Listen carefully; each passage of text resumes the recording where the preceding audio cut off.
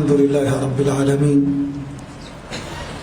وأصلي وأسلم على من بعثه الله رحمة للعالمين وحجة على الخلق أجمعين صلوات ربي وسلامه عليه وعلى آله وأصحابه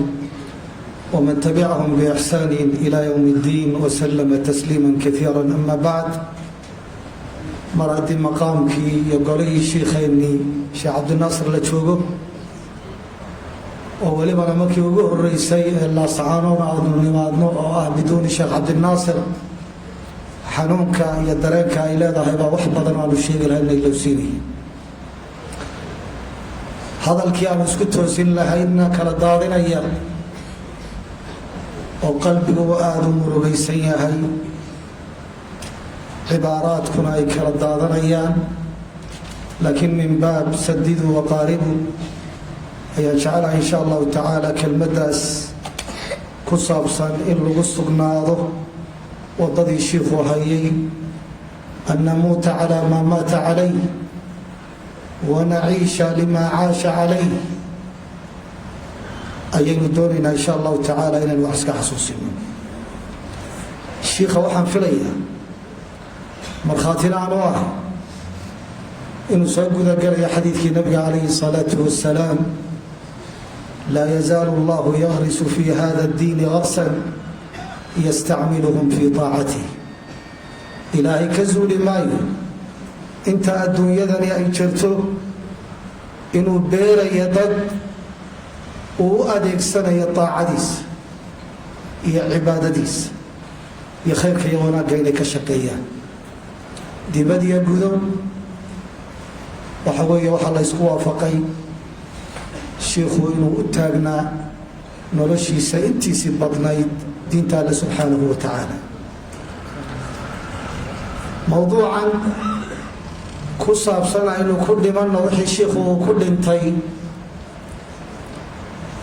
waxay nagaga filan qisadii alimaam albayhaqi fi dalaa'il الnubuwa iyo ibnu hishaam fi siirati الnabawiya iyo culimo badan oo culamaa siyarka ka mid ah inoo soo naqliyeen qaswadii Uhud markii saxaabadii ay jabeen la faafiyey nabi maxamed calayhi salaatu wasalaam inuu dhintay ayaa saxaabada qaar hubkii bay dhigeen iyagoo niyad jabsan. waxaa ku soo baxay Anas ibn Nadr radia allahu tacaala canhu waxa uu ku yidhi maa yujlisukum maxaa idin fadhiisiiyey waxay yidhaahdeen qutila rasuulu llaahi sala allahu calayhi wasalam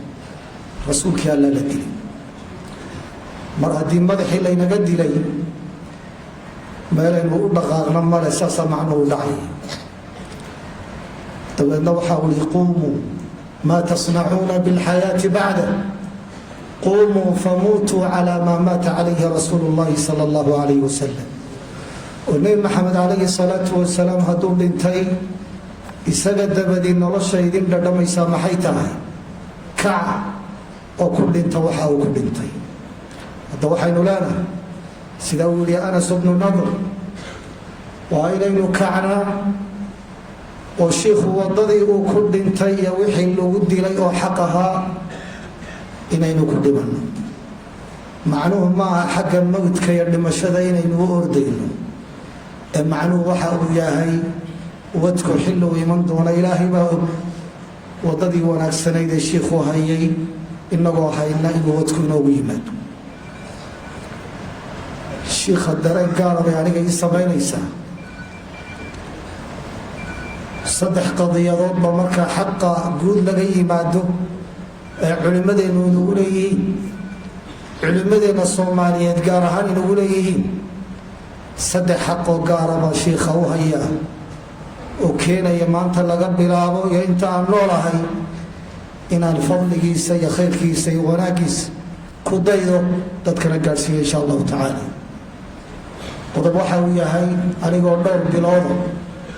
cumrigaygu yahay waan u malaynayo hooyado inay dhabta igu sido oo aabbana uu ka soo guuray sacuudiga burcana uu soo degay darsi tafsiirana uu ka bilaabay dowladduna ay aada u xoog badnayd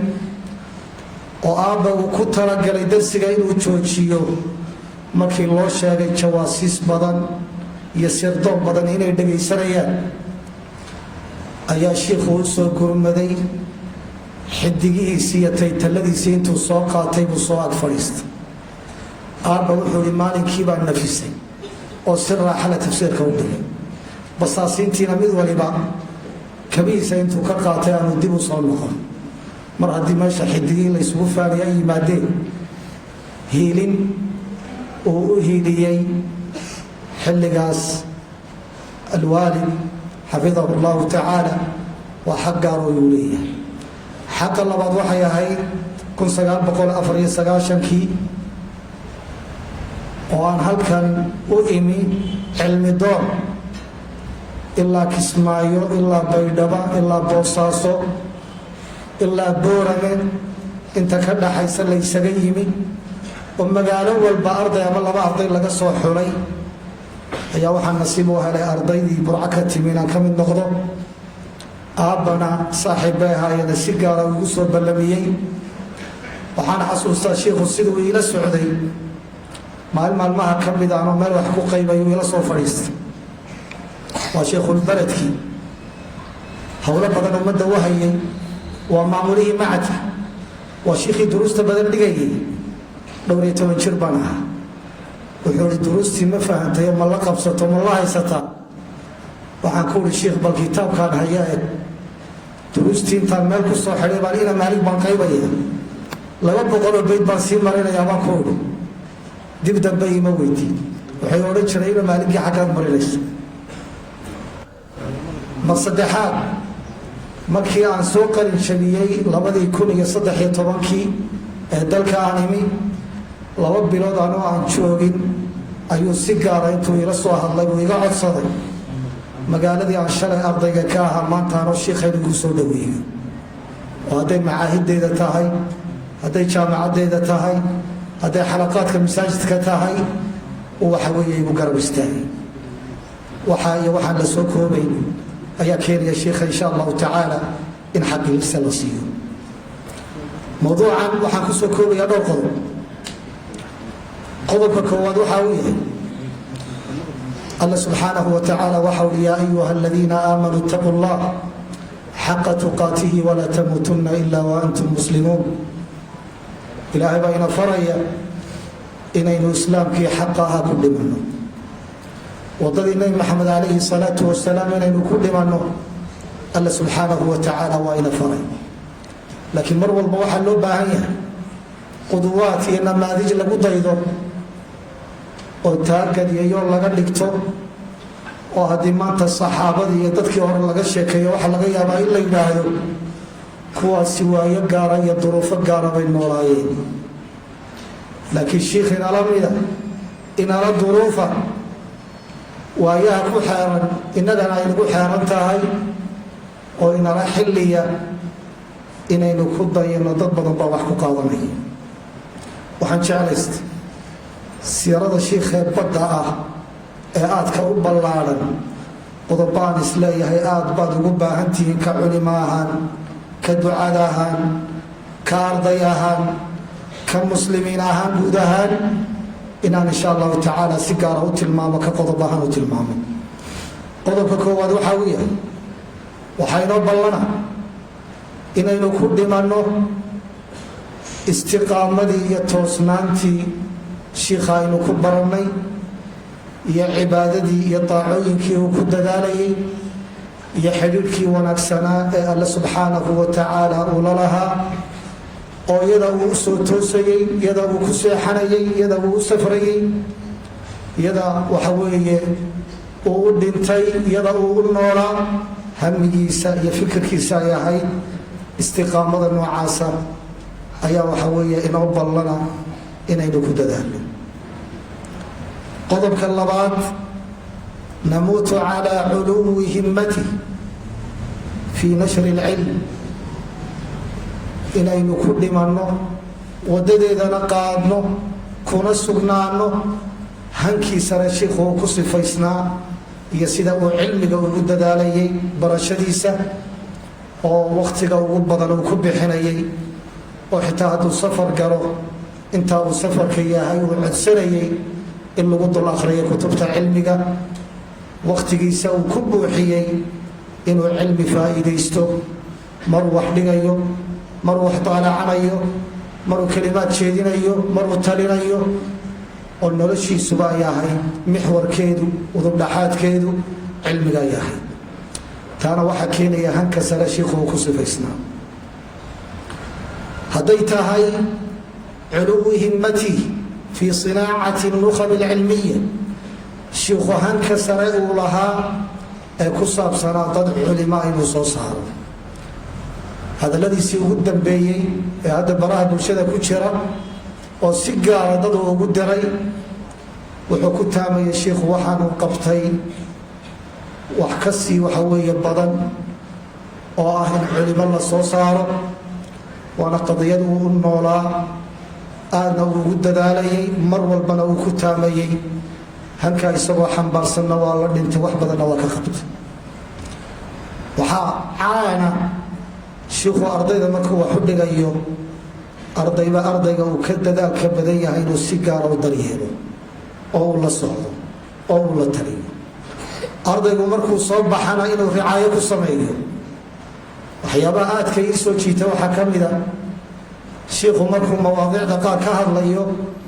isagoo cilmigeeda iyo baxigeeda iyo kutubteeda iyo waxeedaba diyaarsaday marka mowduuc laga codsado inuu odhanayay shiikh hebellahagala qayb galo shiikha kala qaybgalayana uu u sii sheegayo waxyaabaha uu u baahan yahay waxaan xasuustaa maruu mawduucigala soo hadlay uu igu ihi mawduucaasaa la doonayaa inaan ka hadlo waxaan doonayaa inaad igala qayb gasho waayahay baan ku uhi shiikh walow aad adigu ku filan tahay maya wuxuu ihi waynu u dadbadsanayna safar baa la gelayay habeenkii markaan seexday waagii wuxuu igu baryay whatsappkaygo 8 kitaab oo mawduuca ku saabsan badhna aan aqaanay badhna aan maqlay badhna aanan maqal indhahaygana aanay ka qaadin oo shiikhu intuu isku soo habeeyey dhammaantood uu yidhi waxay ka hadlayaan mawduuca waana kutub qiimo badan waad ku dagaalgelaysaa hubkiina waa kaa waa shiikhii cidda uu dagaalgelinaya uu doonaya inay ka ag hadashaa waa ardaygii wuxuu siinayaa hubkii uu ku dagaalgeli lahaa mawduuciyo diyaarsan buu usoo gudbinayaa waxaan u fahmay inuu doonayo dad inuu soo saaro culimo inuu soo saaro ayuun baan u fahmay oo ilaa dee waxa uu hayay iyo wixii kaleba haddii la isu geeya cid uma baahnayn waxaa kaloo iyaduna aad iyo aad u muhima culuwu himmati في جرأته وشجاعته على بيان الحق والصدع به waxyaabaha aynu ku dhimanayno aynu isku ballansanayno shiikhana la doonaya inaynu ugu hiilino bacda mamaati in geesinimadii uu lahaa iyo siduu xaqa u cadaynaya aanu uga gabanayn runta uu u sheegayay laa yakhaafu fi llaahi lawmata laa'im iyadoo loo hanjabayo oo la hadadayo oo naftiisa halis la gelinayo haddana marna aanu ka waabanayn iyadoo meseji ay ku soo dhacayaan laleeyahay aamo haddii kale waa ku dilaynaa dad badan waxaa ogtihiin marka howlahaasoo kale ay yimaadaan inay daciifaan wakaayin min nabiyin qutila macahu ribiyuuna kaiir famaa wahanuu lima asaabahum fi sabiili illah wamaa dacufuu wama stakaanuu wallahu yuxibu saabiriin dad badan oo laga yaabo xaqa cadayntiisa cabsi naftooda ay jeclaysanayaan ama cabsi inay u gaabsadaan waxaan leenahay ku dayasho waxaa idinku filan shiikha inaad ku dayataan oo ay ugu cadcadayd adayga uu ku adkaa qoladaa dishay ee la sheeganaya jihaadka beentaa sheeganaya ee waxa weeye intaa xaqa uu sheegaya kala dagaalamayay cadaynta uu cadaynaya ama uu qaawinaya baadidooda iyo afkaartooda khaldan isagoo welibana shiikhu si gaara u fahmaya xiyal badan iyo asaaliib badan oo ciidan ahaa oo wax badan oo laga yaabo culimada kale shicibka ay aanay fahmayn ka ciidan ahaan inuu isagu u fahmayay oo aan filayna waxyaabaha xagga hore safka looga daray culimmada la laynayo inay ka mid tahay ayuu haddana dad badanna uu sheegay inuu taargad yahay ayuu haddana maalinna aanu ka gaabin jaanis hadduu helo uu ku caddaynaya kuwa baadidooda iyo dalaalkooda waa inaynu waddadaa haynaa oo waxa weeye shiikha ugu helinaa qodobka lixaad waxa ay tahay culuwu himmatihi fi islaaxi lumma wa khidmati lmujtamac shiikhu inuu ku sifaysnaan ahaan aada u sameeya oo bulshada uu adeegaya nabaddeeda uu u taagan yahay horumarkeeda uu u taagan yahay abaaro iyo faqriga hadday ku yimaadaan taakulayntooda uu u taagan yahay oo shiikhu dadaal aada u badan uu ka sameeyey iyadana waa mid loo baahan yahay ninka daaciga ah iyo qof kastoo muslim oo doonaya inuu ummadiisa wax u qabto inuu shiikha kaga daydo wadadaana uu hayo oo waxa weeye iyada uu ku dhinto waxaan kusoo gabagabaynaya shiikha waxyaabaha ilaahay hibada u siiyey waxay tahay sida ilaahay uu ugu fududeeyey waaqican la joogo dacwada qaababka uu wajahayay waxaa dhacda ninka shiikhahay markuu cilmiga iyo dacwada u banbaxo oo cilmigu waqti badan u baahan yahay mar darsi la dhigayo mar la muxaadaraynayo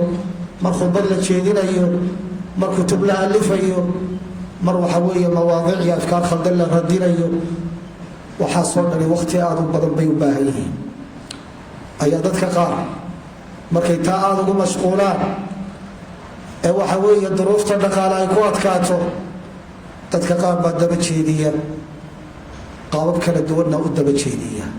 qaar waxay yidhaahdaan waar ciyaalkiibaa dayacmay aan ciyaalka u shaqo tago culimo waa joogtaa sidii kii yidhi xaya cala salaa ee dilaalka ahaa ee markuu arkay xoolo suuqa soo galay iyadoo maalmahanba suuqa aanay xoolo soo gelin kuwo kaloo masjidka fadhiyay yidhi xaya cala alfalaax ka sii wada anigu sayladaan gelaya ciyaalkan masaariifta u raadinaya qaar baa xaalkoodu sidaaya kuwo kale waxaa laga yaabaa inay yidhaahdaan cilmiga iyo dacwadu dhaqaalo u baahan yahi kutubtiibaa dhaqaalo u baahan caruurtiibaa masaariif u baahan ummadii lafteedii baa ku soo egayso dhaqaalo u baahan waan u shaqo tegayaa business baan gelaya 10 sano ka bacdi anigoo jeebka wax ku hayaan cilmiga u fadhiisanaya xaqiiqaduna waxay tahay markuu meel gaadho in isaga laftiisa laga martinayo dacwada inuu wax ku soo darsado oo dadkii caamadaha laga yaaba wax badan inaanu dhaamin cilmigiisuna isma saxo waxaa laga yaabaa dadka qaar inay cilmiga u go-aan duruufo qallafsanna ka soo wajahaan ku dhici waayo cilmiga iyo dacwada uu wado dadka inuu wax weydiiyo oo uu yidhaahdo bini aadam baahidiisa ilaahay waa iga kaafiyey haddaan masaariif haysto darsina aan ka adkahay labada gelinna aan shaqeeyo habeenkiina hal darsi aan dhigayo intaas waa igu filan tahay shiikhu taana ma qaadan himmadiisu waxay keentay inuu mashaariic aada u waaweyn hirgeliyey aakhiran cumarkiisi maalmihii ugu dambaysayna uu mashaariic waaweyn ku taamaya shiikhu cidda uu ku xisaabtamaya waxay ahayd ganacsatada si geesinimo leh oo aan gabasho lahayn oo dan gaara aanu ka lahayn oo xamaaska iyo indifaaca wada ay tahay diinta alle inuu u hiiliyo ayuu wuxuu samaynayay mashaariic aada u waaweyn oo hadday tahay dalka dibaddiisa iyo dalka gudihiisaba oo safaro dhaadheer uu geliyay taasina waxay keentay dacwadiisu